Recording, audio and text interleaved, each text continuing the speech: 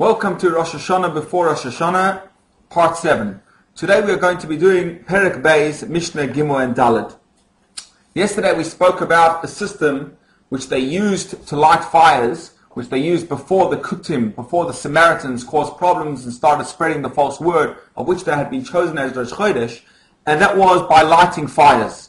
They used to light fires on the different mountains to spread the word so people would know which day had been chosen as Rosh Chodesh. Now the fires were only lit when the previous month had only had 29 days, which means that the 30th day had been chosen as Rosh Chodesh.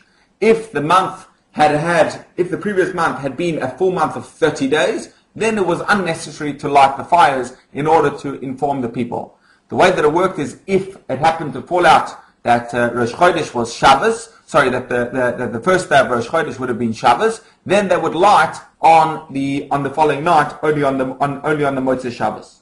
Now the Mishna tells us, Keitzad hoyu masin masuos. Our Mishna goes on to discuss what was this process of lighting these fires? How did they light the torches?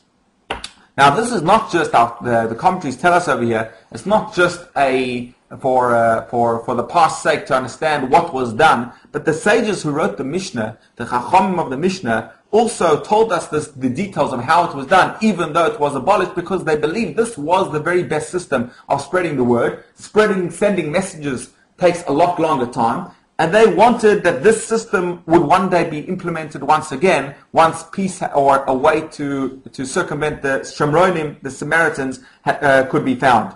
So the Mishnah tells us how it was done. How did they light the torches?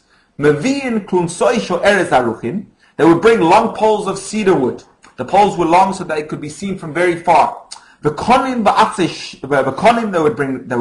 reeds, shemen, and barmwood, and fiber chips of flax. And these were all materials which would make the flame a lot larger and brighter. Someone would tie them together with a rope, and he would go up to the top of the mountain, and he would set fire to them, he would set fire to them, and he would wave the torch backwards and forward, upwards and downwards. And this was necessary so that the observers on the next mountain would not think that this was just a shooting star or something, that it would be ready to have this process. It was front, back, up and down, so it would be very apparent what was being done. He would carry on waving until he sees his friend, his colleague on the next mountain. He would be doing the exact same thing, waving a big pole with a fire on top, backwards, frontwards, up and down. And so too until that person would see on the next mountain. Carries on Mishnah Dalet and says, from where did they light the torches? There was a specific process. It wasn't just any person was able to light a torch on the roof of their house. There was a process. The first place that they lit this fire was on Har HaMishcha, literally the Mountain of Olives. Har HaZeisim, right outside Yerushalayim, where the big Sanhedrin convened, where they would decide which day, they would accept the Eidim to decide which day would be Rosh Chodesh. From there, they would tell these people to light the fire on top of Har HaMishcha, and that fire would be seen on L'Sartava to Sartava. There was another mountain which was in the distance. The Mefarshim, the commentaries discuss over here, or debate over here, exactly which mountains these were. From there, Misartava, Li-Grefina. From Sartava, he would wave it until he would see someone on the following mountain called Grefina doing likewise. Umi-Grefina le-Chavron. From Grefina to Chavron, that was the next mountain. Umi-Chavron le-Beis Biltin. And from Chavron to Beis Biltin.